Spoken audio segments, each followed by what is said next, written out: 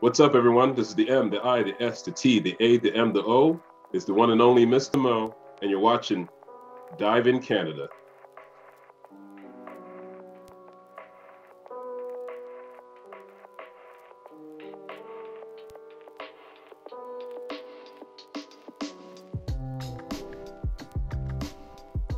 Holy crow! It's Mr. Mo. In the flesh. Yeah. How are you doing? Things are great. Things are great. Awesome. Things are wonderful. I don't know what to say about that, but things are great. Okay. Yeah.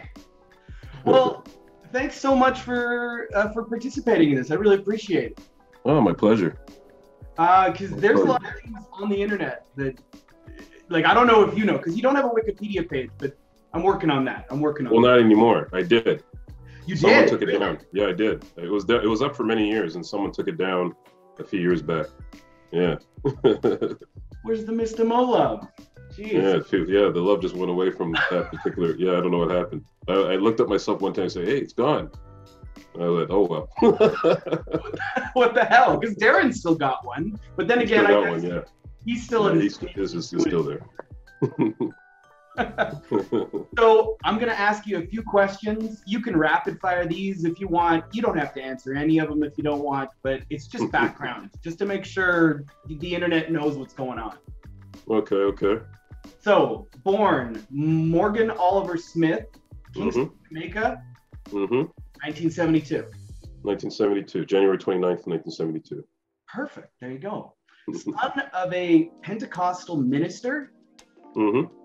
My dad was a church minister. He's a bishop now, but for many years he was a church minister, which I grew up in. So yeah. Cool. And so I'm assuming you were in the church, like choir. I was in the church. I was in the church at least 3 days a week. 3 days a week, every second Saturday for fasting and prayer, and twice a year there would be like week conventions that I had to attend, being the pastor's kid, and all that. Yeah. It was a rough childhood growing up in the church environment. Yeah.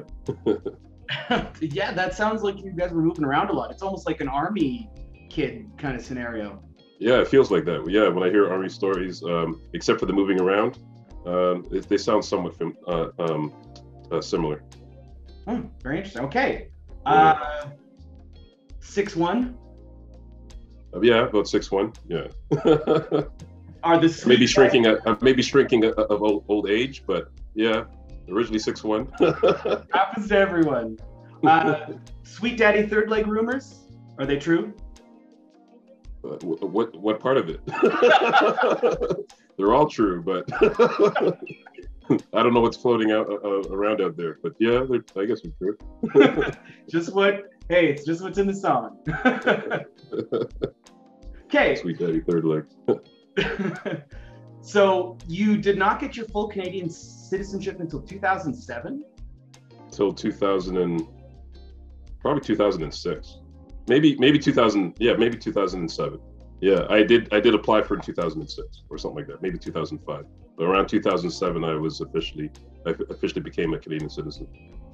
Wow, so the whole time you were just on like a visa? The whole time I was doing television, I was an immigrant. Yeah. A landed immigrant. The whole time, even though I've been in this country since I was 9 months old. It's just my parents, for whatever reason, never applied for it, or they tried to and something happened, because they were citizens, but for some reason I wasn't. So things went down. There was times where I was supposed to apply, but things went down, which I won't get into. Messed up my whole chances of becoming a citizen. So I had to wait till all that stuff got cleared up, and eventually I applied for citizenship and got it. So yeah, so it was about 2006, 2007. Wow. Okay, so you went to school, you did all that fun stuff, but in '89, that's when you really started coming out in the music scene, right? Was it 89? Yeah, I think it was about 89. Yeah, I was still in high school, so it was about 89. I started experimenting with hip hop, R&B. I was probably one of the first people to put the two together in regards to rappers rapping over R&B beats and things like that. So I was doing it when it wasn't cool. Wow. Yeah, which I do a lot. I come up with a lot of things that become popular later on. But back then, I was probably one of the first guys locally that was doing that type of stuff. So I was still in high school, and we started experimenting, going to recording studios. There was a guy that was very popular back in the day, Ron Nelson, who had a hip hop radio show in Toronto, and it was the show that we all listened to on Saturdays. So I would go to his studio and did some recordings there, and did some recordings at other studios, and eventually, one thing led to another, where I was trying to get pretty established in the music industry, and then something happened, everything just crumbled and fucked up my whole chances in the music industry. So, why I went a different route and went into comedy. But yeah, long story there in its own. But I was exploring, doing a lot of shows in the Toronto area, even doing some performances on television, which a lot of people didn't catch. I didn't realize it was the same person that became Mista Mo. But a lot of that stuff happened between 1989 to 92, I think. Okay. Yeah, okay. 92. Well, no, about to 94. But 94, yeah. I started doing comedy. Yeah. That's kind of when I have you pegged as comedy. So going back to the music, you started off under the name Emoja. Emoja, yeah, that was back in my high school days. I was really into the whole Afrocentric scene. I was reading books like Malcolm X and the Black Panthers and all that type of stuff, and also religious leaders like Elijah Muhammad and Nation of Islam and all that type of stuff. So I was really influenced by that back in those days. So I wanted like a nice, good Swahili African name, and because my name is Morgan and the M-O was in that, I took that and like somehow I came up with the name Emoja. I found out later on that Moja actually means unity in Swahili. Yeah, except there's a U, right? Well, that's Umoja. That's I think that's the musical, the musical production. But the word Moja means unity in Swahili. Okay, perfect. Well, hey, that worked out. Here's something that I don't think is true. Okay. Supposedly, you were on the Men in Black soundtrack. No. Okay. I didn't think that was true. I just had to throw that out. You found that on the internet? Men in Black soundtrack. Yeah, because you know what? That could have been if I'm mistaken, that could have been Mista. There was an R&B group called Mista. No, they may have had a song on the soundtrack, but I don't remember. So there was another guy named Emoja who was on the soundtrack. Oh, interesting. Yeah. Oh, you're right. There is later on someone took on the name Emoja, and because I went back not too long ago to listen to find who that person was. I don't know how it was maybe a few years ago. But there was a person who did a soundtrack named Emoja. Yeah, I was like, oh, someone has my name? Yeah, I was looking, yeah. So there's truth to it, but it's not me. Well, there you go. Actually, and someone did actually take your name later, because there's a current rapper named Mista Mo. Yes, but he passed away. He died. Did he? Yeah, he was.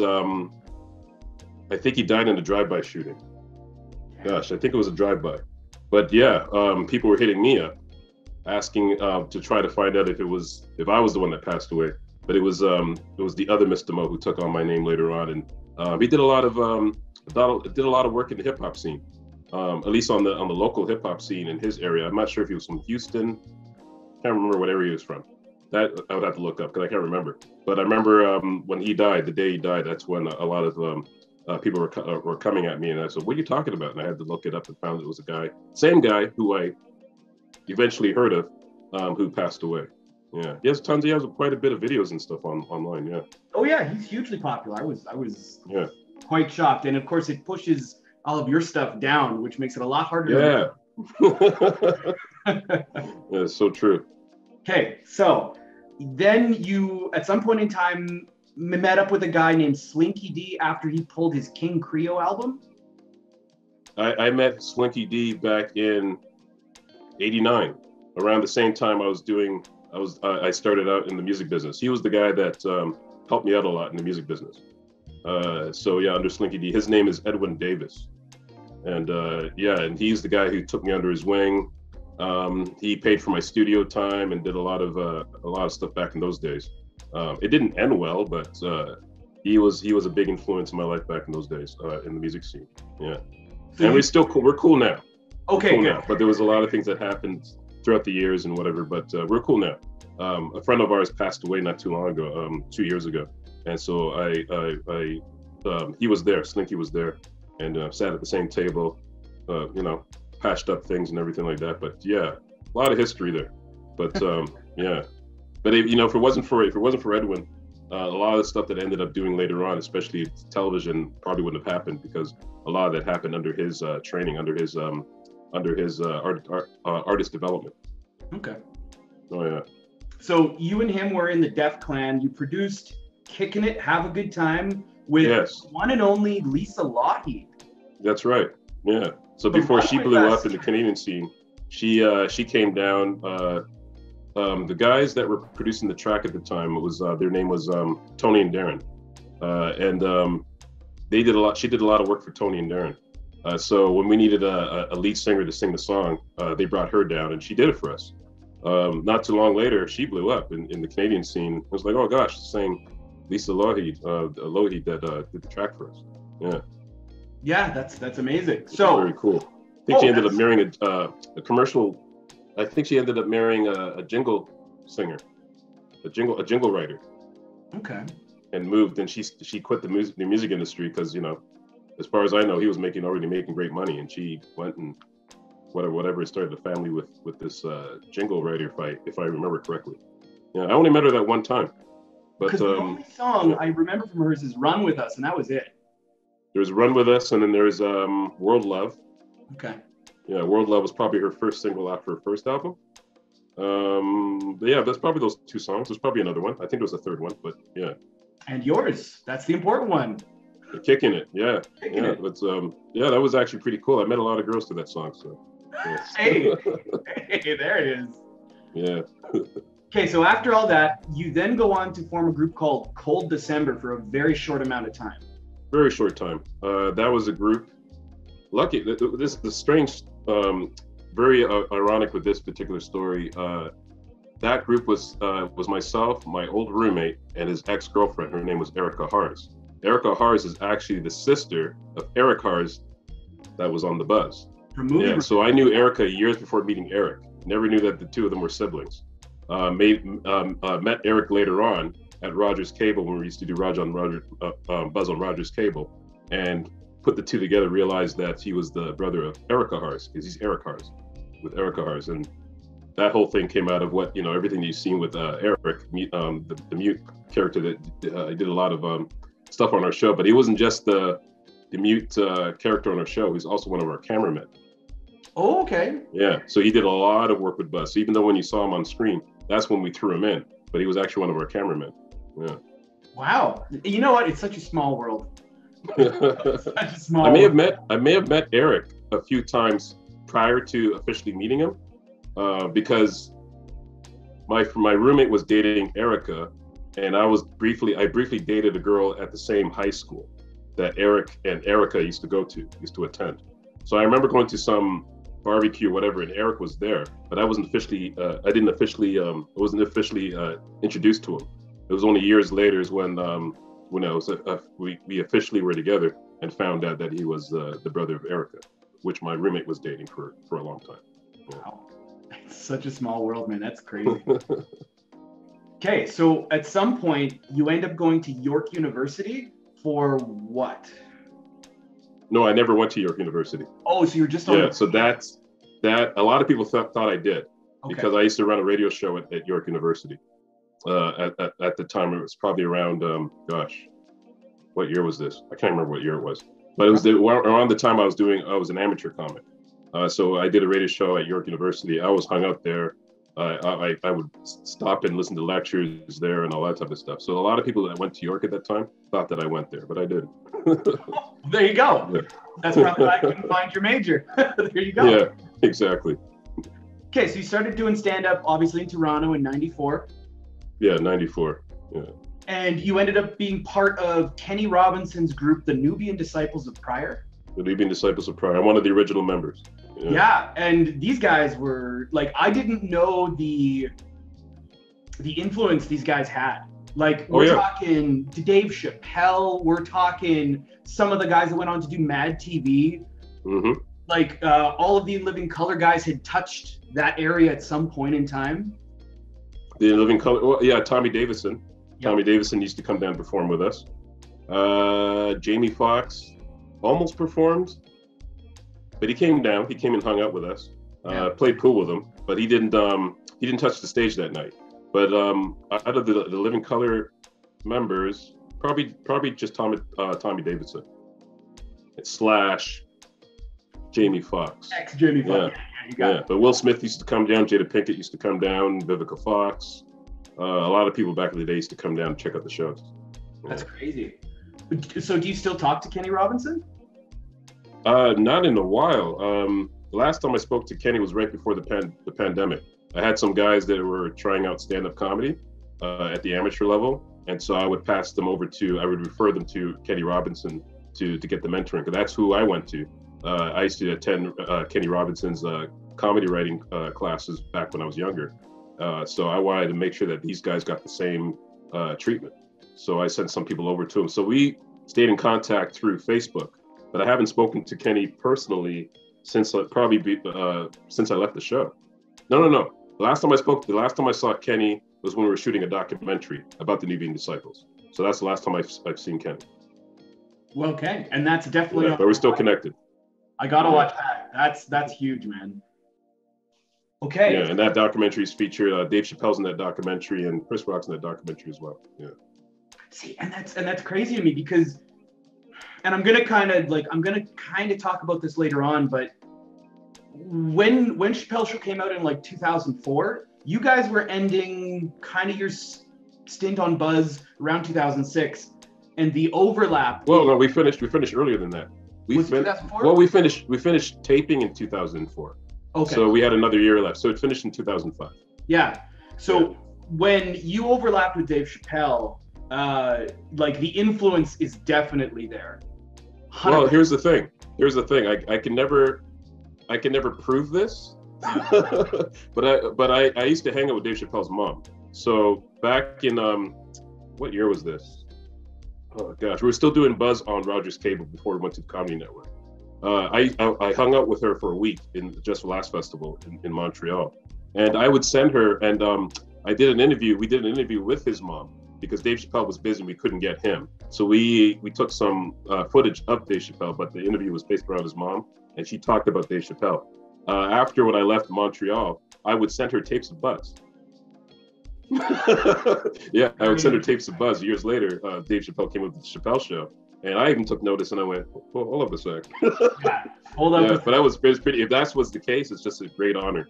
But a lot of people have mentioned that. It says, you know what? There's some similarities there. Dave Chappelle, in my opinion, did it better, but he had the right idea of what he was. If he did take from the show, it is a great honor. I've always said it. No one ever believed me until they actually watched it too and said, you know, there are some similarities in regards to the characters that I did versus his stuff. So yeah, very cool. Absolutely. And Dave Chappelle would tell comics to say, tell Mista Mo, I said, what's up? Because Dave Chappelle actually helped me get promoted from the amateur stage to the professional stage. Yeah, I worked with Dave Chappelle once when I was an amateur, and he put in a good word for me. So he's actually responsible for helping the management to take notice, and they gave me a shot and put me at the professional level. So I thank Dave Chappelle for that. Yeah. Wow. There's a lot of things that happen behind the scenes with celebrities and what they've done for me or what I've done for them throughout the years that nobody ever knows about. The stuff that never gets out there. But yeah. He played a huge role in getting me to that next stage and all that because he felt that, you know, people like us should get that shot, should get the chance. So he was the one that put the word in. They took notice. They already had me on Fast Track at that time, but it's like, why is this guy on Fast Track? This guy should be whatever. So he was the guy that did that for me. So he can take whatever he wants from my show. So it's all good. That is crazy. Wow. Yeah. It was such a tight-knit community back in the day with all those Canadian, Afro-American. Yeah. And probably still is. I just been out of the scene for so long. I haven't kept track to see everything that's going on.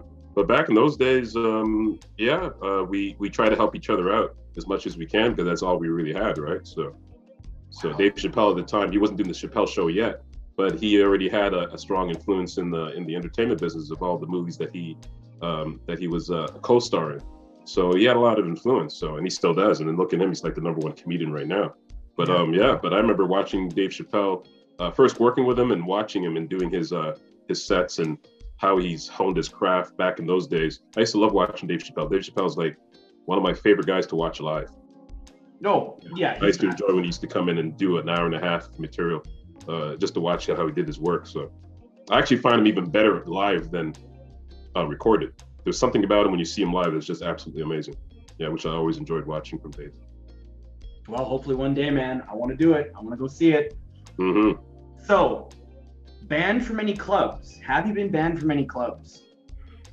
I wasn't banned from many clubs, but I was banned from a few because I was a Yuck Yucks comedian. So the different franchises had different rules, regulations.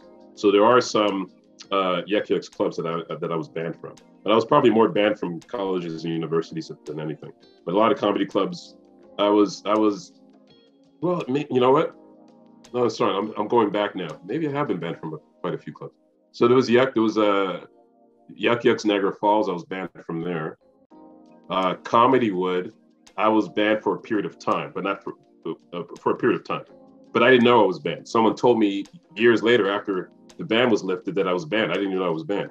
But there was a time period I was banned from Comedywood, which was the home club that I used to perform out of before I was picked up by Yuck Yucks. So I did a lot of split middling there back in the day. I was banned when I was an amateur. I was banned from, what was the name of the comedy club again?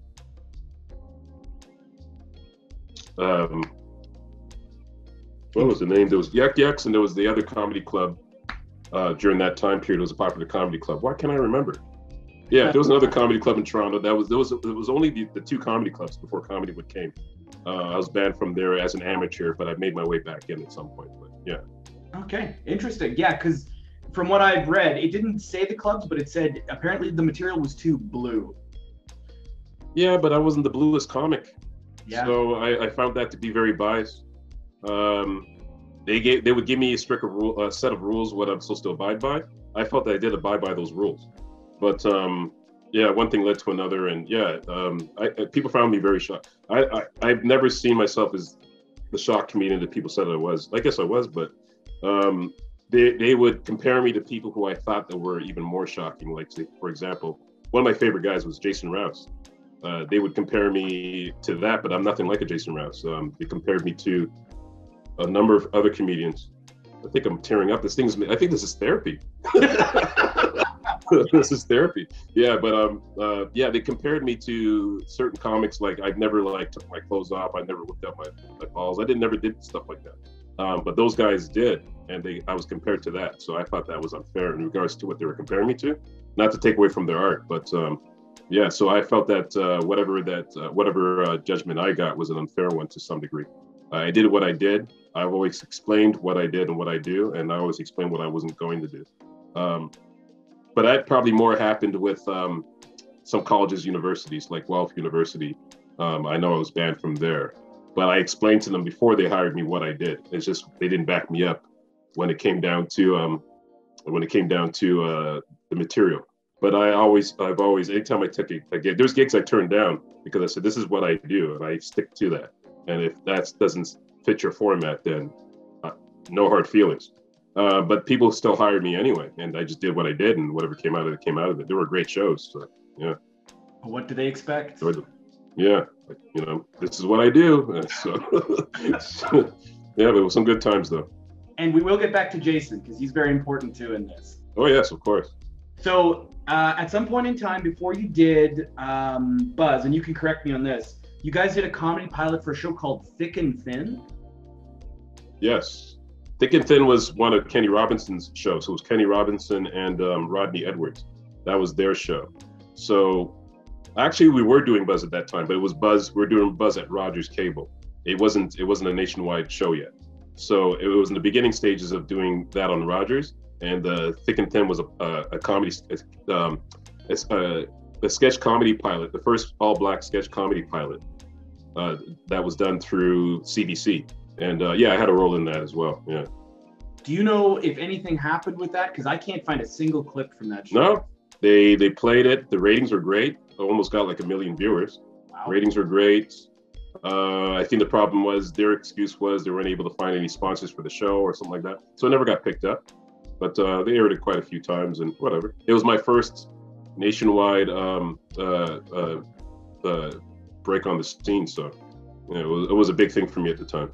Wow. Okay. So more lost media I got to look into then.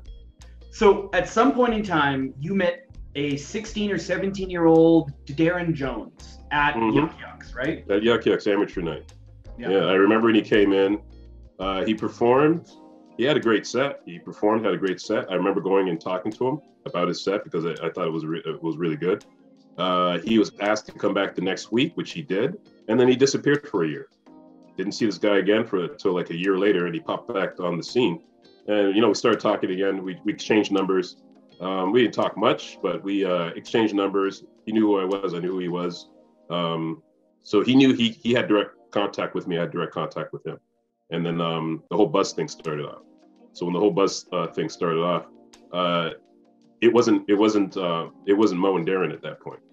It was just myself and the producer Mike. Mike filled in as the co-host. It was originally Buzz was supposed to be myself and a guy named Rodney Pentland, the late Rodney Pentland. He passed away some years ago. Rest in peace. But it was supposed to be the two of us, but somehow he got bumped, and we needed a second guy. So we actually filmed an episode without Darren in it. And after Darren gave me a call and says, "Hey, I saw this show that you guys were doing on Rogers. How can I get on that?" I said, "You know what? I think you'd be perfect for this." So I called up Mike, the producer, and said, "Yo, Darren Jones, that little boy performing at Yuck Yuck, he wants a shot at the show." So he goes, "Yeah, that's actually not a bad idea. Let's showcase him." So he brought him down, and he was a hit, and that's how it became Darren Mo. Wow. Okay. Yeah. And then we took the old episode and re-edited it, and we put him in the first episode. So there is no proof that there was an episode without a Darren Jones in it. But originally there was, he was absent from that first episode, but we re-edited into the show. So you pulled a Seinfeld and re-edited all the old guys. That's right. So that kind of answers my question, because I'm going to start to get into the buzz stuff. So at 96, so was the idea of McKinnon's, or was it yours jointly? Originally, it wasn't my idea at all. It was based on an older show that was called, I think it was called Street Beat. It was two guys on the street doing streeters with people on the street. I don't know how long the show lasted for, but I ended up meeting one of the guys because he was an employee at Rogers. So I met one of them, and he was aware of what we were doing with the show. But I'm not much of a streeters guy. If you talk to me in person, I'm pretty, as much as I don't come off that way, I'm an introvert. So meeting people face to face, people I've never met, it's alien to me. So Darren, that was Darren's thing. Darren was great at doing that type of thing. So I said, I need something that we can put in the show that I can really showcase what I do. So that's where we collaborated with my ideas in regards to putting tiny skits into the show. That's how that got worked in. But originally, Buzz was just a streeter show. As time went on, I incorporated the stuff that I did in the show to give it that uniqueness. Yeah, well, absolutely. So, okay, that answers a few of my questions.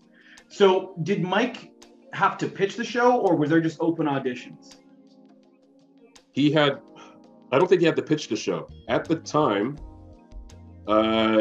Mike was working under a producer. The producer happens to be the guy who does Ed the Sock, Steve Kersner. Yeah, he was the Mike's boss at the time. So Steve Kersner is the one that hired me. Well, Mike pitched me, and we had to showcase on some level. He had to see what we can do. He already knew my work in the comedy clubs, so that's where Rodney Pentland got cut. He wanted me on the show because I used to open up for Ed the Sock back in the day. I used to warm up some of the shows. So he knew what I could do live with an audience. So he kept me, and we needed that second host, and that's where Darren came along eventually. Okay.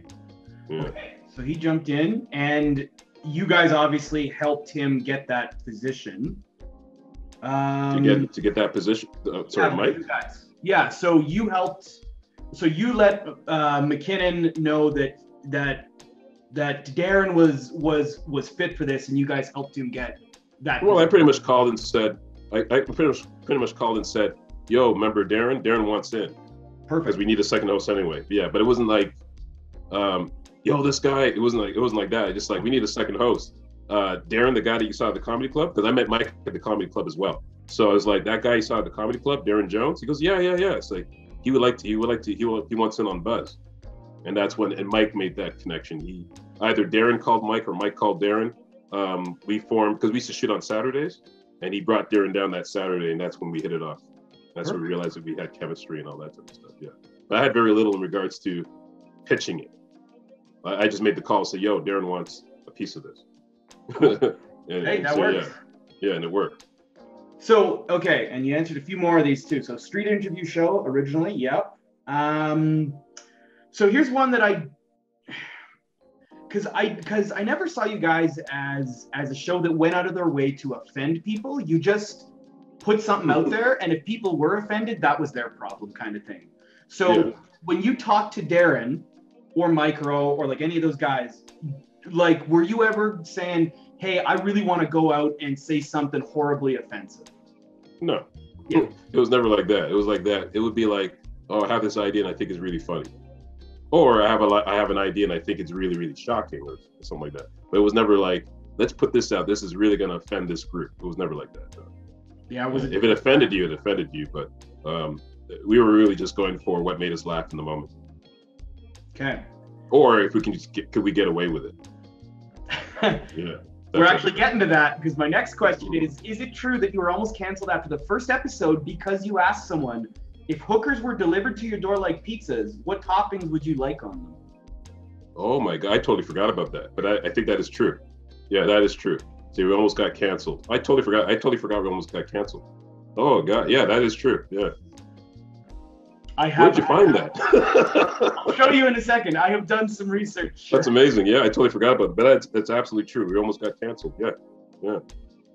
So, and that kind of ties into, is there any other times you almost got canceled or in trouble with Rogers? We got in trouble a number of times at Rogers. The part that people don't know is there were times where a lot of my segments got cut because it had to be viewed by another person. And there were times where I was censored, and so there was a lot of segments that never got played. So there's one episode on the Rogers days, because how many episodes did we shoot for Rogers? Maybe 30 something episodes, I think. Is it 30 something? Maybe. And there's an episode where I'm actually not in. It's the only episode. That's because when Mike was trying to edit, he couldn't get me in the show because everything that I did in that episode was removed. So we had to air the episode without me in it. But other than that, I've been in every other episode. So yeah, it's just one of those things. I never had the best relationship with Rogers. I was so happy when we got picked up by the Comedy Network because I wasn't able to do what I really did, like at least a representative of what I did as a comic in the comedy clubs. Because the version that you saw me on in the Rogers days was not the version that you'd see in the comedy clubs. So that was very annoying. So if I was in the comedy clubs and I was about to do all my blues stuff, people thought I was probably kind of corny because they saw me on the Rogers days. So a lot of people didn't know what I was really capable of. So that was very annoying in terms of artistic expression. But as we got into the Comedy Network, I was able to do more of what I actually did. Yeah. Okay. Yeah. There's a lot of segments in the Comedy Network version where there were visual representations of what I did in my act back in those days. Anyway, my act changed drastically after that, but during those times, for example, the original songs I did for what was that character called? Nigarachi? Oh, yeah. Nigarachi. Yeah. Those songs originally, I used to do those songs in my comedy act. Back in my earlier days when I was an amateur. I didn't use that material anymore because at that point I thought it was really, really corny. But I said I can use that as a character in Buzz. So instead of Liberace, we came up with with Nigarachi, and he did I'm Dreaming of a White Woman and did all those type of songs. Yeah. So Country Modi also is kind of like that, eh? Country Modi too. Country Modi was a spoof on Cool Modi, but a country version of Cool Modi. who sang the song Wild Wild West. Wow, so that's what Country Mo D came from. But Country Mo D came out of we were doing a segment for the Comedy Network version, and we went to some, where did we go? We went to some town. We went to some town to do this cowboy festival or country festival or something like that. So we rented a cowboy outfit. So I wore the cowboy outfit as the black cowboy type of thing. And then Darren said, because I was wearing the glasses and everything, and Darren said, you remind me of Cool Mo D. Yo, Country Mo D. And that's how Country Mo D was made. I said, you know what? I can go home and write some Country Mo D songs, because I was already a rapper back in the day. I said, I'm going to combine that talent that I had and use it within Buzz. And that's how Country Mo D was born. That's how Dragon from the back of a truck got put in. All came about. Oh gosh, Running from Whitey. Yep. Dragon from a Truck, 12 Inches, Balls. All those songs came out of that. Yeah. White Girl, Honky Town. Yeah. Oh man. Okay, so that answers a few more questions, because you didn't necessarily have a blank check from Rogers, but when you got into Comedy Network, it was a little more loose. Yeah. Okay, there apparently in the Rogers days, we're going back to Rogers again. As you said, there was a lot of footage you couldn't air. One of them that came up on my research was a segment on the streets of Toronto with Darren, where he said a chick just got straight naked and started harassing them. I don't remember. This would have been around 98. This was a long time ago. 90. It's possible. It could have been a shoot that I didn't attend. Because we didn't do all shoots together. So some shoots we did together, like our intros we had to do together, any segments that we had to do together. But if I was doing some of the independent stuff, I would shoot them separately, and Darren would shoot his stuff separately. So it could have been a day that I wasn't there and I just totally blanked out. I don't remember it. Okay. But it's possible. Yeah. It's Toronto, man. that may have happened. Yeah. So I read in an interview that you said you were being paid so little on Rogers that you had to move back in with your family and get a side job at KFC. There's truth to that story. What's not true about the story, I never got paid at all from Rogers. I never received a single payment from Rogers. Oh my God. But yeah, I was making little. I was an amateur comic. Was making very little money at it, because amateur, you're supposed to be doing it. If you're honing your craft, you're doing it for free. The odd time I'd get the odd gig where it was a paid gig. But yeah, I did have to move back with my mom, because at that point my parents were divorced. So I did move back in with my mom after years and years living on my own, because my old roommate was the guy that dated Eric's sister. So I lived with him and his family for about 7 years. So I ended up moving back with my mom for 2 years, and then but at KFC, I was already working at KFC. My girlfriend at the time got me a job at KFC, and so I was there as a call center person, a call center rep, for about 4 years. But it was before. But I was already, if I remember correctly, 4 years. Yeah. So I was there for the first 2 years, moved back in with my mom, and worked an extra 2 years. Okay. Type of thing. So yeah, the story's just mixed up a little bit. I was already working at KFC, moved in with my parents and whatever, with my mom anyway, and so. But it had to do it because no money was coming in at the time. Rogers, friggin' Rogers. Yeah, but that was a volunteer position. None of us got. Well, Mike was the only one that got paid because he actually was an employee there. But myself and Darren, we never got paid for the show. Okay. So that explains my next question, which was on your old website, I found a grassroots kind of drive to send emails to literally everyone that was in the business to get you guys onto cable. To get us onto cable? I don't remember. It's possible. Okay. It could have been Mike's doing. I don't remember though. Okay, that makes sense. That back in the day. Yeah, it could have been Mike's doing. There's a lot of things that Mike may have done that I don't remember or just wasn't even aware of. Okay, perfect. Well, we're gonna get into that. But it's possible though. Okay, so I am gonna embarrass myself a little bit here because I have to ask: is the Buzz theme song an old cold December track? Yes, the theme song from Buzz from the Comedy Network days did come from a song from Cold December, which was called Zoo. So all I did was I took the song, I changed the lyrics, And Darren came up with the best part of the song, where at the end he says, "The show's so good, I got a boner." That was Darren's line. Yeah, but I wrote the song. He came in with that line after we made some changes, and that became the theme song for Buzz. Thank you so much for saying that. That's literally the funniest. I love that theme song, and you can't find it anywhere on the internet. Can't find it. I'm gonna just, if you can remember, I believe the lyrics are, "It's Darren Jones and Mista Mo, Mo. We have this wicked kick-ass show. We grab the mic and walk the streets. Yep. And something people that we meet, talk to people that we meet. Make fun of people that we meet. The show's so good, I got a boner." That's why you're watching this week. Yeah, there you go. I just came. That was the next line, which every episode. Yeah, that was Darren's as well. Yeah. Like, I seriously cannot believe. But the song was rejected at first. The song was rejected by the Comedy Network at first. But later on, when the president at the time, Ed Robinson, heard it, he loved it and said he wanted us to use it. So that's how that came to be. Because that song is so catchy, it's been burned in my mind since like the early 2000s, late 90s. Yeah. So you did something. That's crazy. Okay, so you moved to the Comedy Network. How was that deal brokered there? Well, what happened there was back in the day, if you remember Sarah Polley, huge Canadian actress. Her two favorite shows were Tom Green and Buzz. So she was doing an interview with someone, I don't remember who, and they asked her the question of, who is she a fan of, or whatever the case, or what is she watching lately? And she mentioned Tom Green and Buzz.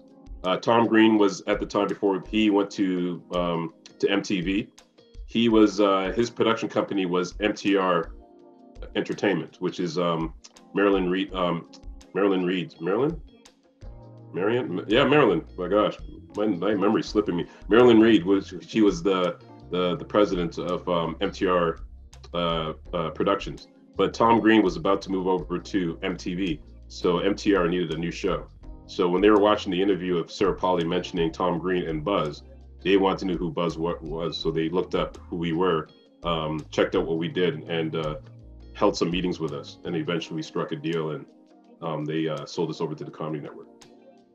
Because from what I've read, Buzz was the most requested show on Rogers ever up to that point. As far as I know, yeah, it was huge.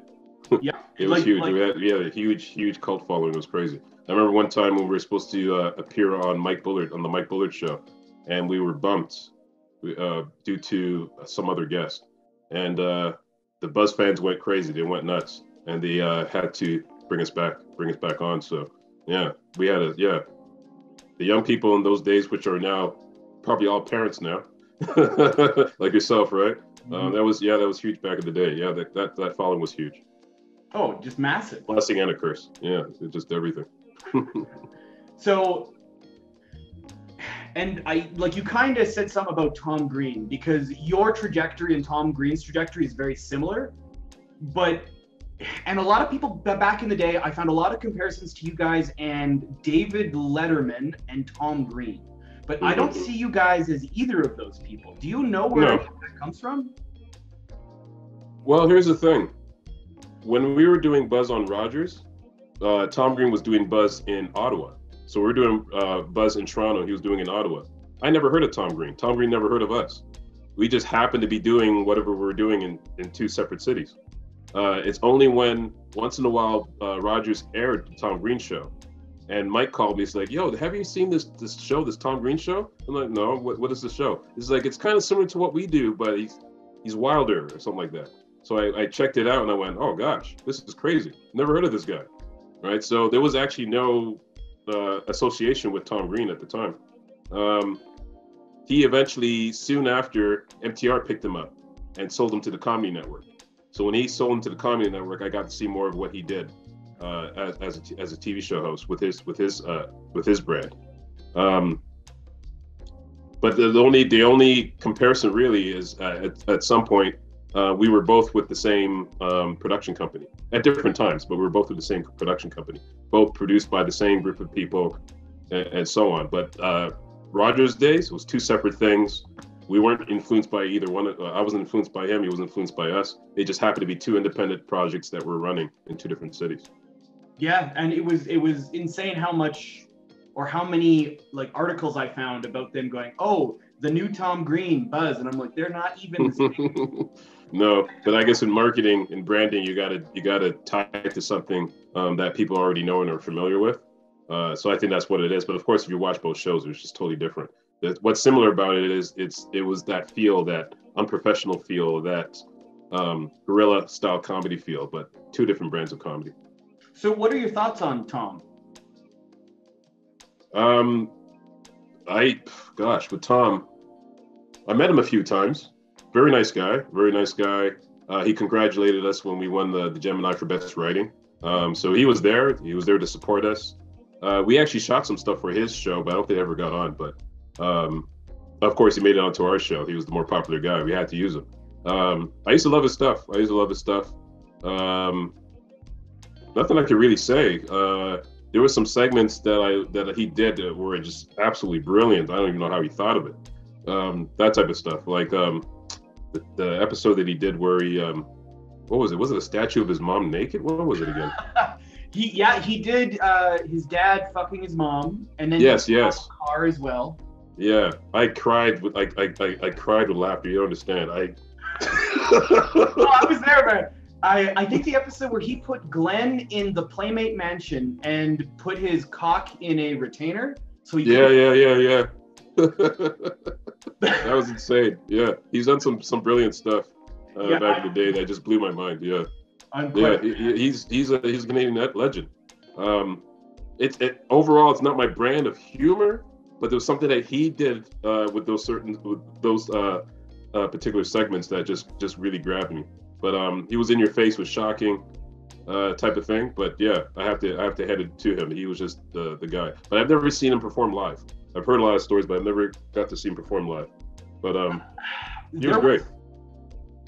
So when you go to Buzz, I wasn't privy to the Rogers stuff. I was more to the Comedy Network stuff. So I can't speak to how many sketches were in the Rogers stuff. But were there not many? Not many. There was a few. There was a few sketches, but there was a lot of stunts that we pulled. Some of them were my ideas or were Mike's ideas as well, like wrestling with the WWF wrestlers and that type of stuff. I think that was Mike's idea because Mike was a huge wrestling fan. I wasn't, but I was like, yeah, I'll wrestle with these guys any day of the week. So that's how that came about. Yeah. So there was one I want to talk about. Apparently, the Great Cheese Protest. Kind of remember that. Yeah. I wasn't at the shoot, but I remember it. Yeah.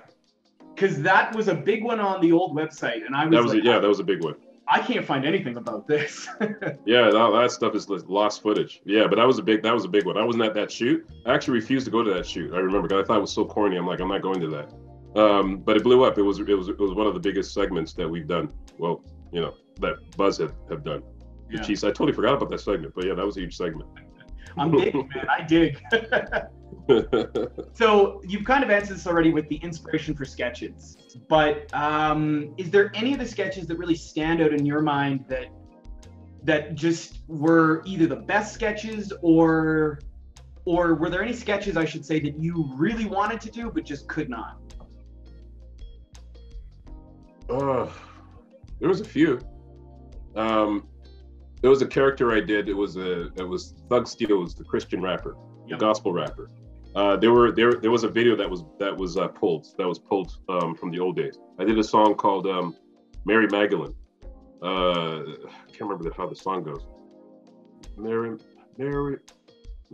can't remember how the song goes. But our assistant, and she did pretty well for herself too. Deanie DeMarcos, she was our assistant at the time, and she played Mary Magdalene in the video. But I think it was so shocking that the Comedy Network pulled it. They said, we can't air it. We can't air this. So that was pulled. Yeah, I remember. But for some reason, I'm happy that was pulled though. Because I was tired of getting the backlash for doing Thug Steel. A lot of people hated that segment because, of course, I was bashing religion.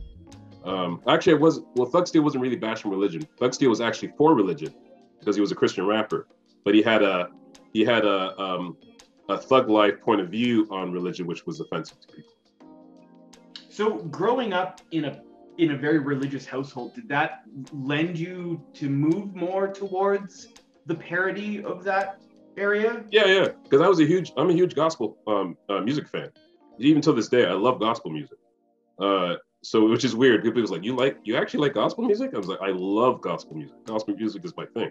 So I wanted to do a character where, even though it wasn't like necessarily gospel music, I was just really just taking hip hop beats that I produced. But those beats I produced all those beats. So because I was also a music producer as well when I was in the music industry. So I used that ability to make the beats for the show. So all of Country Modi, Thug Steel, the theme song for Fluffy the Hip Hop Bunny, all that stuff. I did all those beats in my friend's basement. But with Thug Steel, what was I saying? Lost my train of thought. What was I saying? Religious parts of Thug Steel. Yeah, I was a big fan of gospel music. So I wanted to create a character because there was something in me that felt like I wanted to preach in some level, but from a hood perspective.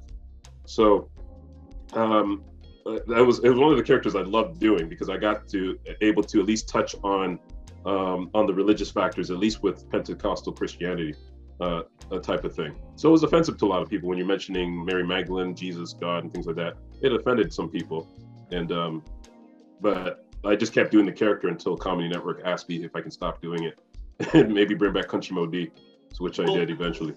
So that wasn't the only religious one. You guys also did Jesus Caught on Tape. Jesus Caught on Tape, my idea as well. Yeah, I came up with that idea. So I ran that by Darren. It's like, hey, I want you to play Jesus. And he was like, yeah, let's do it.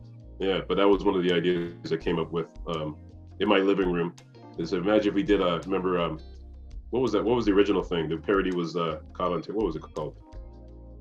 Something Caught on Tape. What was the original? I don't remember. So like candid camera kind of stuff. Yeah, but it was an actual show, something Caught on Tape. Unless that's what it was called. Yeah. But I came with the parody Jesus Caught on Tape.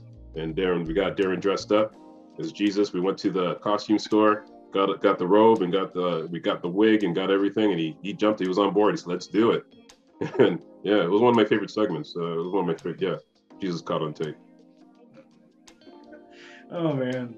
So speaking of Fluffy the Hip Hop Bunny, that wasn't you in the suit. No, my idea, but it wasn't me in the suit. No, that was Jean. That was Jean Paul, stand-up comedian Jean Paul. So I came up with the idea, and Mike wanted me to play the character, and I said, no, I don't have the voice for it. I think the voice, the better voice would be Jean Paul. Let's see if he's up for it. And Jean Paul, one of my close friends, we hit him up, and he says, yeah, I'm totally into it. And so he was the voice, but everybody thought it was me. But it's like, listen to the voice. It's not my voice at all. But if you know Jean Paul, back then he wasn't known nationally yet.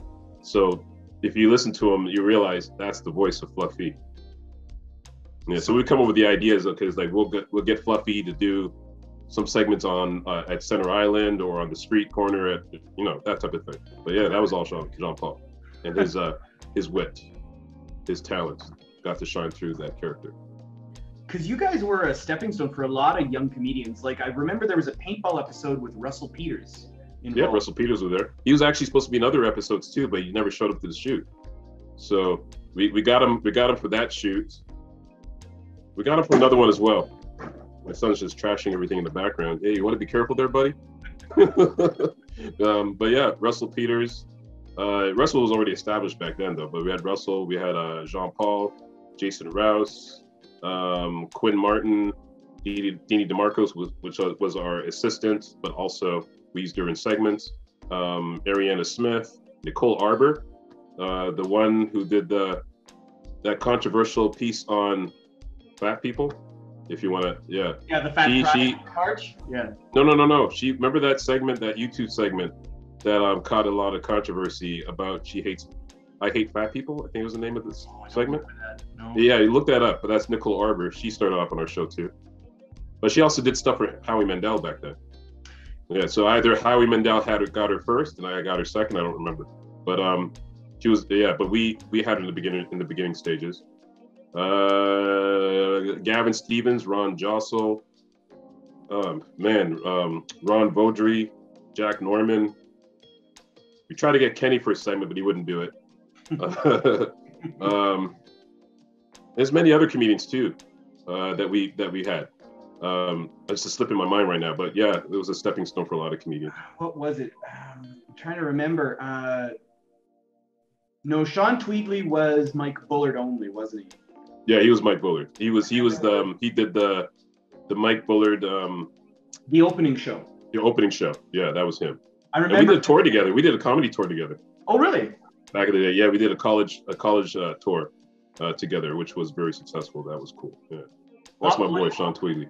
Like, I was a big fan of Sean Tweedley, and I remember Mike Bullard giving him the absolute shit all the time.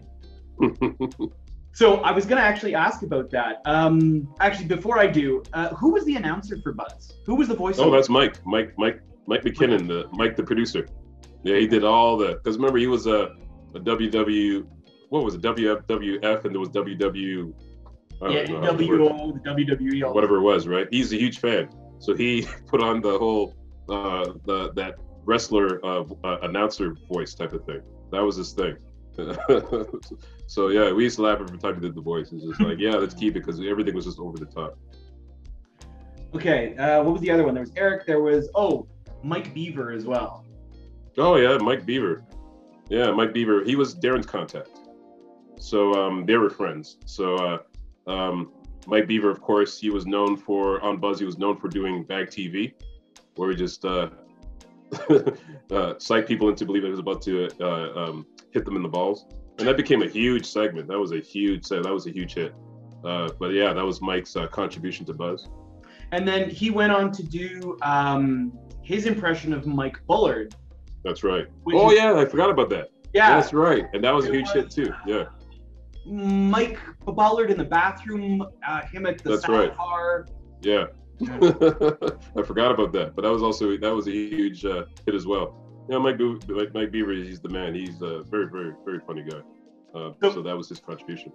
So that leads me into my next little bit about you guys. Did you have ever a feud with Rick Campanelli or Mike Bullard? A feud? Never. Because I remember you guys, you were approaching Rick and he seemed pretty annoyed, but that just could be because it's Rick. I don't know. Oh, Rick loved being on the show. Really? He may have been annoyed in the moment, but no, he loves doing the segments with us. Yeah, I don't recall. No, never. Okay. Yeah, perfect. Not that I'm aware of. Yeah, not aware of it. And with Mike, so did Mike Bullard see Mike Beaver's impression? I'm sure he has. Yeah. Yeah, I'm sure. No issues. Yeah, there's no way he couldn't have seen it. Yeah. Yeah. We've never discussed it because Mike Bullard was also a comedian that I knew in the comedy clubs. I worked with him many times in the comedy clubs. So that's the Mike Bullard I know until when he got picked up for doing the Mike Bullard show. But yeah, so I know him in the comedy club. So we were already colleagues and friends way before the Mike Bullard show even started. Yeah. So it was all good-natured then. Perfect. Yeah. We all know each other. So one of my favorite guests you guys would have on was Jason. He obviously did the craziest things, like he went to the zoo, he was a Hooters waitress. That's right. So, and you kind of alluded already that you had worked with him in the comedy club and all that jazz. So. Oh yeah, for a long time. Yeah. Yeah. So for a very, very long time. That question was answered, but yeah, for a very long time. Yeah, Jason was one of the. He was the go-to guy back in those days.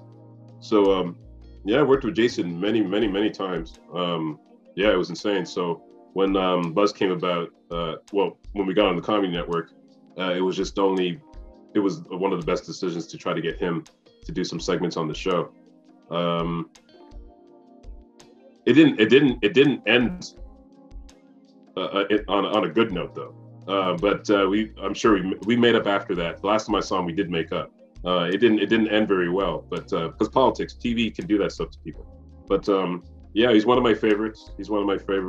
And we both won Geminis the same night. So that I remember. That was a glorious moment for the both of us. For all three of us. Actually, all four of us. Myself, Darren, Mike McKinnon. We won the award for Best Writing. And he won the award for Best Comic. Yeah, which was highly deserved. So that segues nicely into this part where I read a pre-Gemini paper where they interviewed you guys. And it was either you or Darren said, hey, we love to be nominated, but there's absolutely no fucking way we're going to win this thing. I think it was Darren. I definitely didn't say it, okay. But I think it was either Darren or Mike that may have said that. Yeah. Yeah. So you I guys approved it, no but I did say it. idea. None. We sat there in the chair, and then when they made the announcement, and they said, "And the winner for best writing in a comedy series is Morgan Smith, Darren Jones, and Michael McKinnon." I almost shit my pants. Yeah, I was not. Yeah, none of us were ready for that. Yeah, that was a mind blower. Yeah, one of the greatest experiences of my life at that time period. So yeah, that was incredible. So do you still have the Gemini? I still have it. Yeah, I still have it. I still show it off. Why wouldn't you, right? Yeah, why wouldn't I, right? So yeah, that was a great moment in history. So did you ever get in trouble with any of the people you interviewed? Because I read an article where you interviewed Howie Mandel, and he had some not so nice things to say about Darren. I don't remember if that was the case. I don't remember it that way. I don't remember Howie Mandel ever having a problem with Darren. But you know, Howie Mandel has he's a germaphobe, right? He has that condition. So I remember him getting his hands clean, whatever, before doing the interview with us, and getting his hand clean afterwards. That stuff I do remember. But I don't remember being annoyed. But yeah, there's been a few times. I don't recall. I don't think this ever happened to me. It has, but not with celebrities. But Darren has pissed off a few people in some of his interviews, if I remember correctly. Yeah. So yeah, that I remember. But I don't think I've ever pissed off a celebrity. I pissed off regular people on the streets. Almost got into a few fights, but yeah, not with any celebrity. Oh, okay, so actually, like you remember? Do you ever see the episode when we're at Gay Pride and we're wearing the shirt saying "straight"? Yeah. Yeah, we almost got into a fight at that, and I had a huge anger issue at that time. So when I got attacked, I was about to throw down. So Oh, God. yeah, I do remember that. So there was a few incidents that I recall where I almost got into a fight, maybe like 3 times. So did you guys have any like security or anything? Because some of the stuff you guys did was. I wish we did have security, because even when we were in Hamilton, we did the remember Cleotis the Ku Klux Klan? Yeah. We did the Klan rally. We tried to put on a Klan rally in Hamilton, and the people of Hamilton chased us out of that town. Yeah, that day we needed security. Which, you know, they didn't realize it was a black guy underneath the costume. So. Like, at the end of the day, it's really nice to see that Hamilton is that passionate. Yeah, that was good. I was actually proud of Hamilton. Yeah, I'm glad you guys fought for this. You know what I mean? So yeah, I gladly ran. And you're going, thanks, you should guys. be chased out of their town. And yeah, again, that was actually one of the best shoots I've ever been on, because that was so exciting. Like, yeah, my heart was racing. That was incredible. Yeah, the way how it came out on camera, because that was the episode that we won the Gemini for. But the way it came out on camera didn't do it justice of what actually took place that day. It was actually edited wrong. If that was put together properly, oh my gosh, people would have been dying when they seen that segment. But that was one of my favorite segments of all time. that sticks in my mind as one of those segments that's completely unforgettable.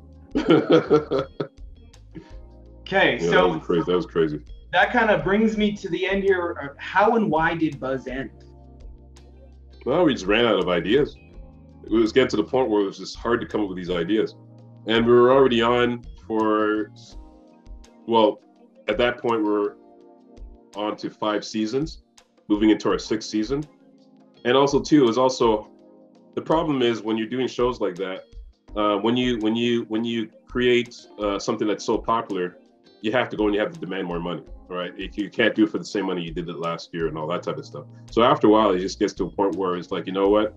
We can't afford to keep the show on anymore, because the show was pretty costly.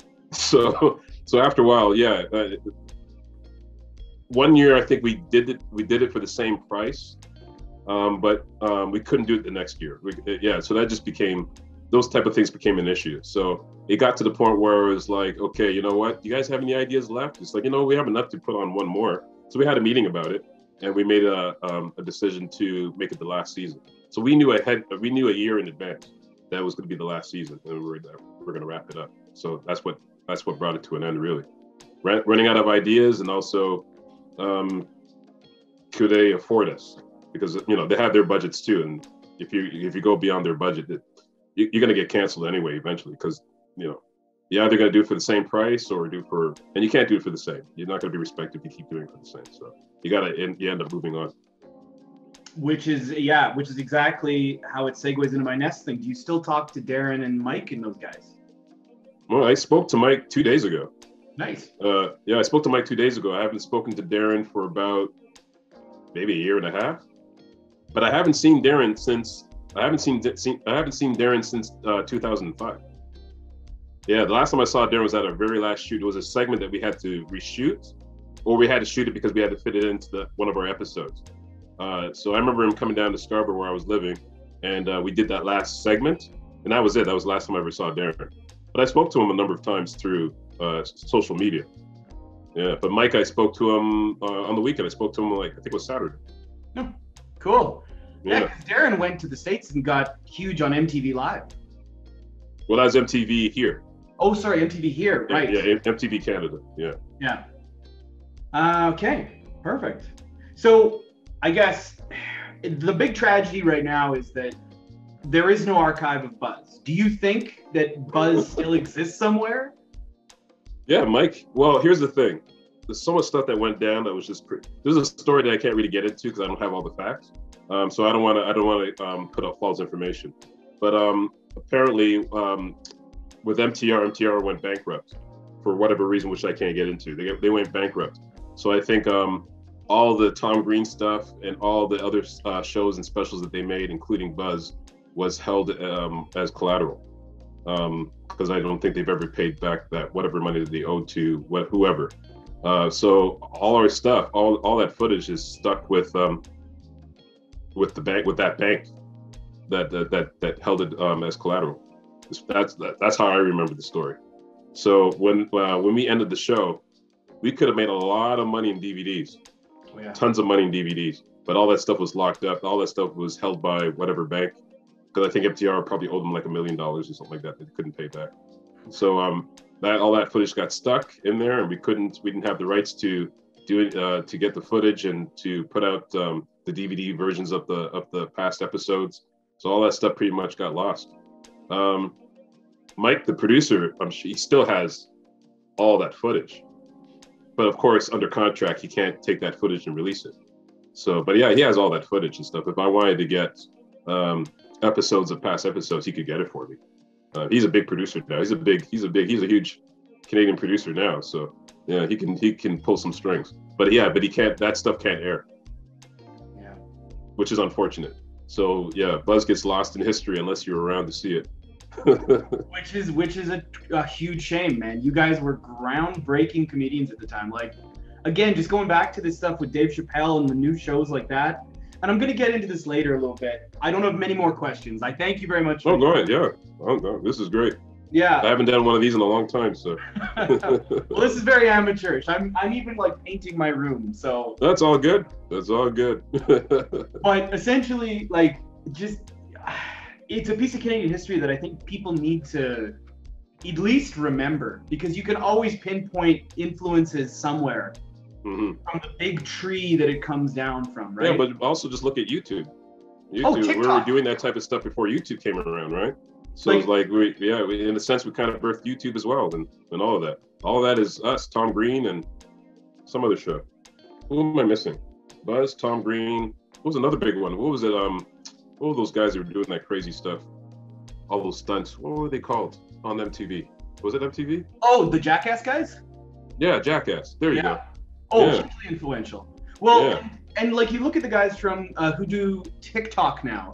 They're guys that go on the street and they ask people questions, and I'm like, that's right. Buzz's shtick. That's all Buzz old stuff. It's all Buzz. Yeah. Yeah. So I guess my next question is, having all those influences there, do you think a show like you guys made it could be made today, the way you guys did it? I thought about this the other day too. I don't know. It was controversial back then, and I know that we're now in a sensitive time period. If I had the same balls I had back then, I'd do it anyway. Yeah. And whatever came out of it, came out of it. But I don't know. I don't have the answer to that because there's a lot of shows or movies that people said, or sitcoms that people said that wouldn't survive in this climate. I would like to challenge that in regards to if that's true or not. But yeah, would Buzz survive? Well, buzz was always supposed to be an underground thing. It'd probably still find a place among people who want to see that sort of thing. Would it ever get picked up on a national level? Probably not. But with the era of YouTube and all that stuff, it has a place. Oh, absolutely. Yeah, it has a place in it. Yeah. Well, Blazing Saddles still gets shown at movie theaters, so if you can do Blazing Saddles, you can do Buzz. There you go. Yeah. Okay. Was there ever a time when you sat down and said, "Hey, we went too far with this," or was there something that you maybe regretted when you did the show? Anything that I regretted doing the show? There was a segment, not that I regretted it, but there was a segment. Remember, I used to do the segments. You heard me. Yeah. You heard me. There was a segment I did. Was that? Yeah. It was kind of the thing like Rick Mercer either adopted, because I think you did it before him. Yeah. Rick Mercer did it first. Yeah. So I actually took it from Rick Mercer, if you want to put it that way. Yeah. I pretty much ripped it off and did it my own way based on my stand-up. Mm-hmm. But Rick Mercer did it first. I did a segment. I won't say what the segment was, only because whatever. But Comedy Network wanted it pulled, and I was pissed. I was upset. I was cussing. I complained to my manager, so I want the segment played because I have the right to freedom of speech and whatever. But it got pulled. The final call was getting pulled. Years later, I thought about it, and I said, "Oh my gosh, I'm glad they didn't air that segment." Yeah, I was really happy they didn't air that segment.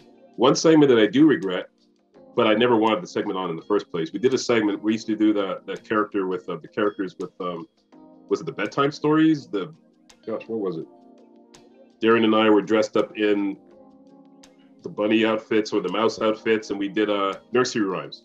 We were doing nursery rhymes. The nursery rhymes was done by my friend. Her name was Ra, and she was a girl that lived like pretty much down the street from me. So she did the voiceovers for those segments. But it was a segment that we did where Darren came while we were in the outfits, and he humped me from behind. And I got really upset about that. I was like, listen, we can't air that shit. That can't happen because I'm living in Jane and Finch, and you're in Edmonton, so you don't know that area. But Jane and Finch is a pretty much it's a black area, and in that area, it's majority at that time West Indian, people from Jamaica, people from whatever, and they have an issue with things of that nature, which I hope they've grown from, but that was the case back then. And living the way that I was living and being in the social circles that I was in, I can't go in my social circles after something like that's being done, right? So Darren was having fun. He started dry humping me from the back or whatever the case is. I got upset. I told the producer, you know what? You got to cut that piece out. You can air the segment, but you got to cut that piece out. He's like, yeah, I'll cut it out. I'm sitting there Sunday night watching the show. The segment pops up. I'm getting humped from behind. I got so friggin' pissed. I was so pissed. I turned red. I called him. I cussed him out. I called my manager. I complained. I said, this is bullshit. How am I supposed to go back in my community with that kind of information out there, whatever. So yeah, it was a huge thing among us and whatever. They couldn't pull it because it already aired and whatever, but nothing came out of it. I never got attacked and none of that stuff ever happened. But yeah, that was like the one episode where I cringe every time it comes on. Oh, man. So was that the closest you came to quitting then? I may have threatened to quit. I may have threatened to do that, but I may have said that a number of times that I said I want to quit the show. I've said that a number of times, but it was enough for me to I'd never gotten angry at Mike to that level before. So yeah, that was one of those moments where I wanted to fight someone, but it didn't happen. Everything was fine afterwards and whatever.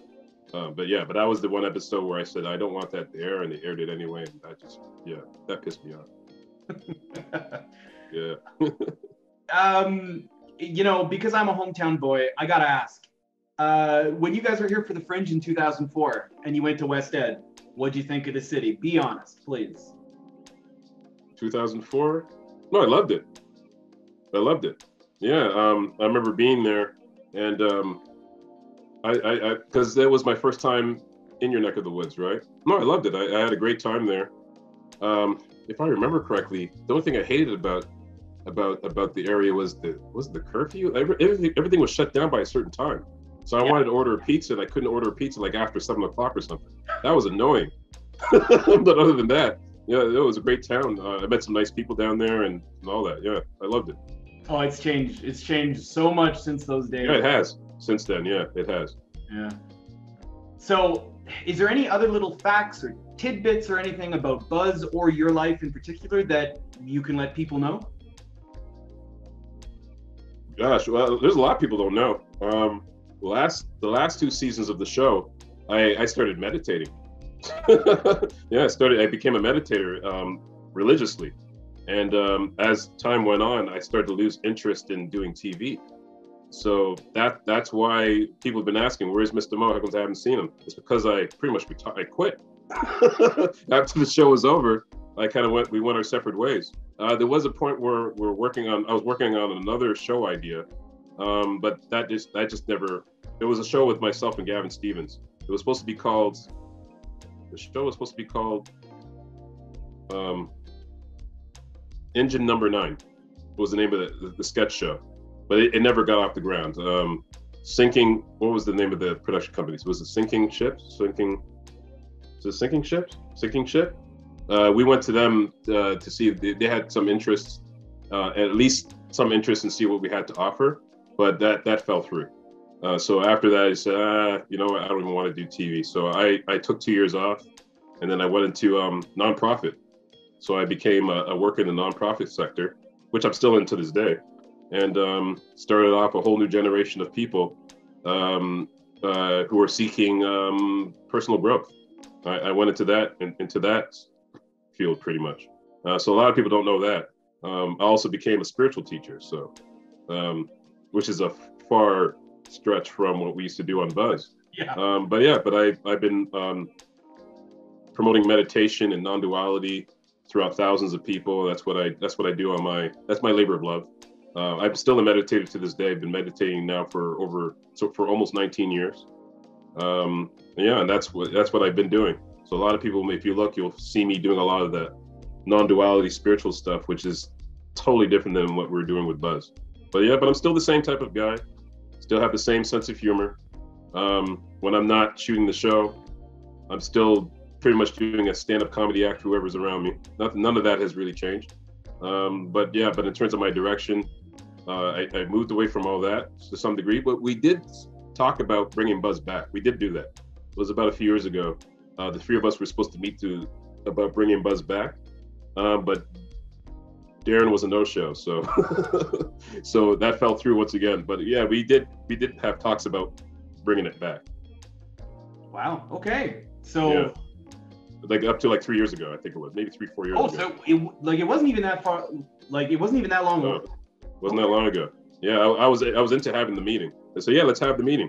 It was probably something that we're going to pitch to Netflix. Okay. Yeah, but it fell through. At that point, Darren got the radio show that I believe he's on now. So it just didn't work out. But we talked about doing it. So I'm up to hearing the idea and see if it's something that I was willing to do. And I did come up with a whole list of other segments that I would do if I was down in doing this show. It probably wouldn't be Buzz because we didn't own the name Buzz. So it would probably been like the Darren and Mo show. I'm not sure what it would have been. But I came up with a whole bunch of segments for that just in case. It's still sitting on my phone just in case something ever came out of it. But it's probably like a good move not to do it. I've developed a whole community of people in the non-dual sector. I don't think it would fit, but at the time I probably needed the money. So it's like, yeah, let's do it. So, but yeah, you never know. Next year, same time, be like, you know what? I kind of need some cash. Let's do this. But I don't know. Do it. I will be right there, man. I will be. Yeah, I feel you seem like the type that you would be right there. I would be your first Patreon, man. Okay, if you got a few more a few more minutes, I was gonna show you something. I'm gonna share my screen here because you were wondering where I got some of this stuff. Mm-hmm. So if you can see my screen, I will pull this up. I went pretty deep into old website, and I'm not allowed to use a lot of these pictures, but There you go. Oh wow. Nice dress. Yeah. Man. That was shot by, who was the photographer? Marco. Marco was my old photographer back in those days when I had dreads. Yeah. That's funny. Where was That's the hilarious. So the internet was a very different place back Oh then. wow. I think when was that? I think it's when my great grandmother was alive. I think that's when I was I was in high school then. I think I was in grade 10. Where'd you find this? Pictures online. Like you put a picture of yourself as a kid. Yeah, but I don't remember ever doing this. That picture there, I was probably in grade 1 or grade 2. Oh my gosh. This is where, you know what? My friend Junior probably put that up. He was my best friend back in those days. Well, whoever did your website, because this is where I got all these from, was your old website. Our old website. I don't remember. I don't remember who did our old website. It could have been Mike or someone from Mike's crew. I don't remember. Yeah, here it says, so Mr. Moore began performing career at Yuck Yucks and Comedywood. Quickly, his popularity grew. He had his guest appearances on Troop, Fat TV, and Yuck Yucks live internet show. Oh yeah, Fat TV. Yeah, at that time they did a segment. They did a segment on the Nubian show. So I was in that segment because that's when I met Tommy Davison, and I had a great set that night. So I made it into their segment, Fat TV. Yeah, these are TV shows I forgot about. Just ancient stuff. Yeah, I may have appeared in over 50 different TV shows during that time period. So a lot of stuff. Drag Queen Ninja. Oh yeah. Oh yeah, Drag Queen Ninja. So here is another big hit. The drive, by the way, to get onto cable. Yeah. I guess it's all true. I just don't remember. Yeah, so it must have been Mike. A long time ago. It must have been Mike. Yeah. Okay. Yeah. Proof. Proof is right there. And let's see. That's why I'm glad I got to talk to you. Oh no, this wasn't anything. But you guys did interview some pretty big hits like Weird Al and Sloan. Oh yeah. Sloan. See, the Sloan segment I don't even remember, but yeah, you're right. We did interview Sloan. Well, Darren did. I wasn't at the shoot, but he did interview Sloan, which got on the show. That's amazing. Yeah. And then eventually, you guys got an updated website after you moved to Comedy Network. That's right. And this was your new website where you had your Drag Queen Ninja, and there's your shop. Yeah. That's where that stuff. Okay, that makes sense now. Yeah. Yeah, I totally forgot about all this stuff, but yeah, that makes sense now. Yeah, and there's my mom and my sister Sharon, when she was a baby. I remember that. These two guys here, Steve and Everton. These were the guys I got baptized with when I was 8 years old. My father baptized me. He baptized us. Here, this one here with myself and my sisters. My sister Sean, I believe that's Natalie and Sharon. Yeah, it would be Natalie, Sean, Natalie, and Sharon. And I had other sisters after that, but I don't think they were born at the time. So yeah, we had a huge family and all of that. Wow, that's crazy. Yeah, and all this was just online back in the day because they didn't have any, crazy people trying to look for your address or anything. What can I show you? If you did find it, you found my old address, that's for sure. Yeah, there you go. Yeah, some bus fans used to follow me home and all that stuff all the time. They used to stalk me and stuff. So seriously? Yeah. Oh yeah. There was a bunch of guys who used to stalk me all the time. I met some of those guys later on in life, and they told me about the time I'm like, I remember you guys. They were cool afterwards, became friends. But yeah, there was quite a bit of that used to go on. A lot of crazy stuff went on. People don't know what comes along with celebrityhood. It's crazy. So wow. It was a love-hate relationship with celebrityhood. It's just crazy. That's, you know what? It's yeah. I can't even imagine. Oh, I do have a question for you. Oh yeah, go ahead. Who's Mike? I don't know which one's Mike because that's Mike right here. This guy. That's Mike McKinnon, Michael McKinnon. Who the heck is this guy then? I don't remember the segment. It might be from a different show that Mike had produced. Oh, you know what? Yeah, it wasn't our show. I think it was when Mike was producing MTV's Crib. Oh, okay. Crib. Yeah, that could be. That's somebody. Yeah. Okay. Yeah, because he was the producer on that show. So. Well, there you go, man. There's a lot of history on the internet that I'm having to dig through to find all this stuff. But it's This is insane. Yeah, there was a lot of stuff. There's a lot of stuff we haven't aired. We had a lot of naked women segments we never aired. Never made it through. But I got to watch it on my own a few times. So. Well, yeah, it's just crazy. It was some good times back then. And you know what? And I think that's what endured the show to everybody, was that you could see that everyone was having fun. Because when I would watch Buzz, it was almost like I was taking my friend group from high school home. It was one of those things. Yeah, it was one of those things. It was fun to do. It allowed me to get a lot of that stuff off my chest, because I had all these ideas. As like, man, if there was a way that we can just display this on TV, if I can just get away with that, I'm in heaven. And we had the opportunity where we were able to get away with it, which was just insane back then. But yeah, we got to do it. So I got that stuff off my chest so I can be a good boy now. Well, you know, like, it looks like you transitioned to a much less stressful life, which is great. Yeah, for sure. Well, less stressful in certain ways, but now that I'm dealing in nonprofit, you know, I had a lot of people who passed away throughout the years. So I work with a lot of at-risk youth and you know, marginalized youth and families and stuff like that. So it's a different type of stress now, where I'm dealing with. I just lost two people. I just lost one of our guys on Friday morning, and lost another youth of mine a week prior to that. So yeah, it's a different type of stress now. So I'm not dealing with happy and angry fans. I'm not dealing with the politics in the comedy clubs. I'm not dealing with the politics on TV, all that stuff, which is a different type of stress. But in the field that I'm in now, it comes with this. It comes with this stuff. That's heavy. That's heavy, man. Yeah, it's some heavy stuff, and it's stuff that happens on a regular basis. And I'm there, including the rest of my team, who are there to support these families and so forth. But there's some people in there where we became very close, and to lose them is just another, you know, it just, you feel like there's something removed from. It's like losing your right arm. Yeah. Yeah, because these guys are like close to family. So yeah. So every year something goes down and whatever. So, but that's the job that I took on now. It's very rewarding. It's very fulfilling, and I hope I've done good with helping with a lot of helping the youth and helping the families in my community. So there's a lot of great things there, which I'm proud of, and I guess I'm just making up for all the offensive stuff we've done on Buzz. So. Hey man, you brought smiles to faces, and it sounds like you're still trying to bring smiles to faces. So that's yeah, and people are still sending fan mail. People are still stopping me and telling me what I've done for them while they were young. One guy stopped me and he said, "You helped me through my relationships. I was breaking up. My girlfriend dumped me during that time period, and Buzz is what he used to watch to get through the bad times."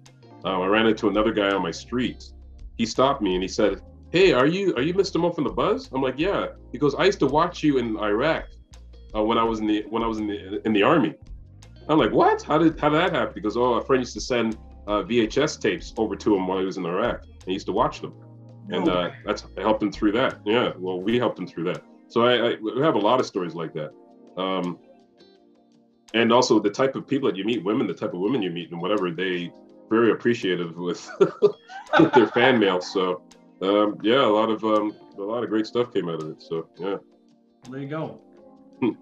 Is there anything else you want to plug while you got the time here? Man, the only thing I'd be plugging is all my spiritual stuff. So there's a different audience. I'll just leave it alone.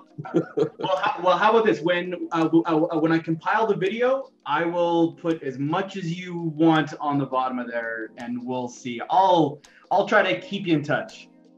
No, that's great. Yeah, you can put in my my YouTube page, my YouTube channel. I can't remember what it is. Morgan O. Smith, Unity, whatever. If you find Unity Morgan O. Smith, it will be the one where you see a lot of the latest segments that I do on that.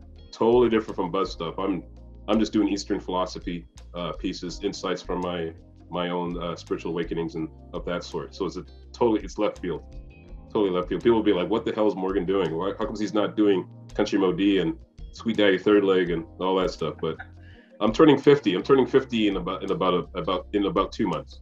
Okay. Right. So lots of things have changed. I have children now, and and all that. I have 3 kids. I have a 21-year-old, a 19-year-old, and a 14-year-old daughter, and all that stuff. And yeah, just doing whatever I do and trying to change lives in a positive way as well. But I'm not regretting my old days. No, it's there. It's history. I'm not taking it back. Yeah. And it's all there. I'm glad I did it. So what do your kids think of Buzz, or do they know about it? they know about it.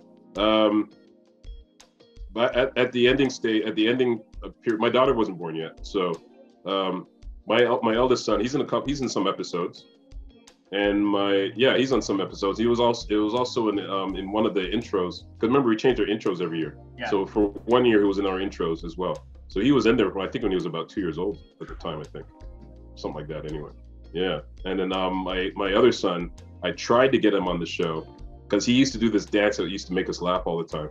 And I tried to get him to do it for the show, to put in one of our intros, but he wouldn't do it when we got Mike to try to shoot it. He wouldn't do it. He was too shy, so we couldn't air it. So he missed out on that opportunity. But yeah, they know it. If I remember correctly, when they were in public school, I think a teacher found out that his father was Mista Mo, and he freaked out. He couldn't believe it. It's like, oh my gosh, Mista Mo is your father? Oh my gosh, I'm a fan of that guy. Yeah, it's like things like that happened all the time. To the point where, I either had one of my kids had a teacher or someone who was a fan of the show, or I was working with a youth and their parents were fans of the show. That type of stuff happened a lot. Happens a whole lot, actually. It comes with its bad points too, because I'm in a whole different industry, right? And the segment that people remember is sweet Country Modi 12 inches. That's what everybody. So anytime I walk into an interview, whatever, people start chuckling. Why people are chuckling? Is, well, we just showed them the 12-inch video. And you're like, what the? Yeah, I got 1, 2, 3, 4, 5, 6, 7, 8, 9, 10. Yeah, so yeah, that type of stuff. But yeah, but it's also opened a lot of doors too, because people always want to be with someone who can make them laugh. So, and I think I did a lot of that throughout the years of my nonprofit. I've been in nonprofit now for the last almost 16 years now. Yeah, so yeah, it's been a while. Well, it's you're still making me laugh. So you got the gift. You got the gift. And you know what? I appreciate this in so many ways. It's hard to explain it, but thank you so much for talking with me. Oh, my pleasure.